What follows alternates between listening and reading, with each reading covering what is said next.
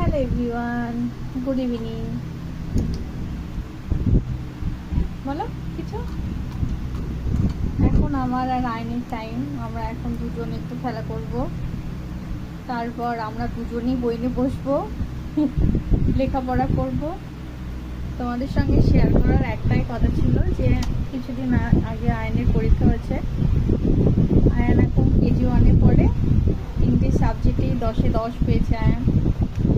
খুবই খুশি আয়ান আর আমি দুজনে। তো তার জন্য আয়ানকে একটা গিফট দেওয়া হয়েছে। যাও তুমি তোমার গিফটটা নিয়ে এসো, দেখাও সবাইকে।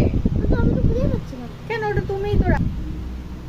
গিফটটা হলো এই, তার নাম কি আমার মনে নেই, আমি বলতেও পারবো না। Game game game? হ্যাঁ, এটা ফোনের থেকেও করা যায়।